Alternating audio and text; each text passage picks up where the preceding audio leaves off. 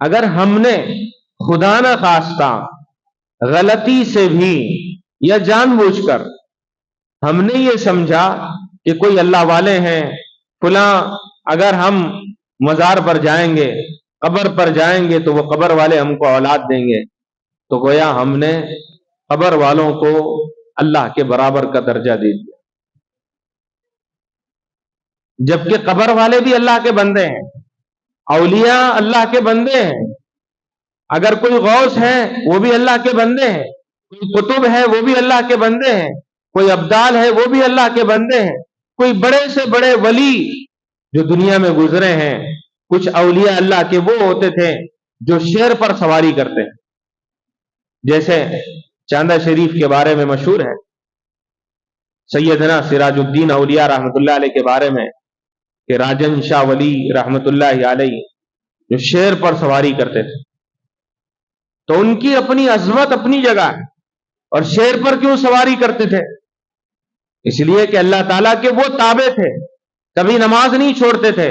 کبھی جھوٹ نہیں بولتے تھے، کبھی غیبت نہیں کرتے تھے، اور کبھی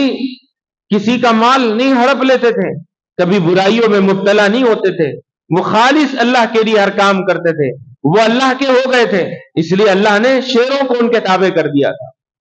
آج ہم ان کے نام پر پتہ نہیں کیا کیا کر دیتے، جو کام اللہ کے ولی کو پسند نہیں ہے، جو کام اللہ کے نبی کو پسند نہیں ہے، جو کام اللہ کو پسند نہیں ہے، وہ کام ہم کرتے ہیں اور ہم خوش ہو رہے ہیں اور دین سمجھ رہے ہیں اور یہی دین کا کام سمجھ رہے ہیں۔ میرے بھائی، جن ولی کے پاس، جس ولی کے پاس ہم جا رہے ہیں، کیا صورت لے کر جائیں گے؟ ولی کا نام لے کر، یہ کہ ہم فلاں ولی کا سندل نکال رہے ہیں، ولی کے نام کا سندل لے کر پی کر سندل نکال رہا ہے۔ کیا ولی کبھی پیے تھے؟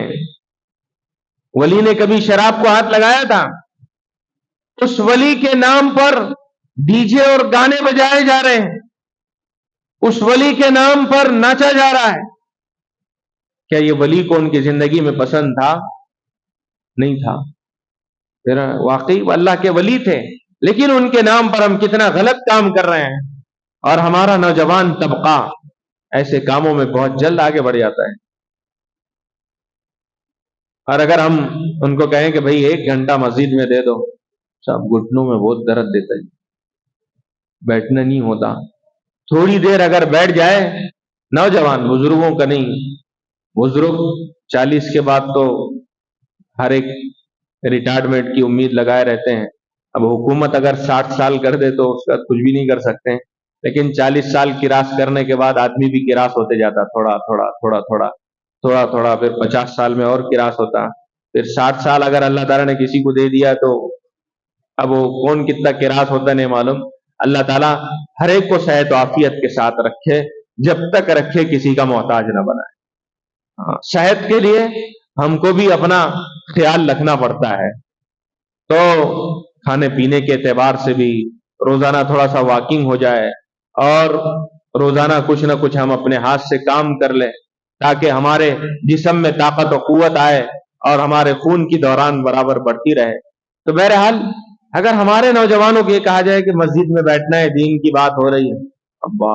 سب طہارت نہیں ہے جی، ہاں، یہ اتنا آسان ہو گیا ہمارے نوجوانوں کے لیے، بچوں کے لیے،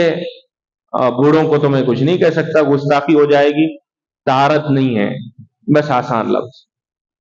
اگر شاید جماعت والوں کے پاس، امام صاحب کے پاس، مؤذن صاحب کے پاس طہارت کا لائسنس ملتا تھا تو جب کا جب دے دے کے مسجد کو لے کے آتے تھے، لیکن وہ بھی نہیں ملتا۔ اور اتنا ہم دین سے ناواقف ہیں، طہارت کس کو بولتے ہیں وہ بھی ہم کو پتا نہیں ہے۔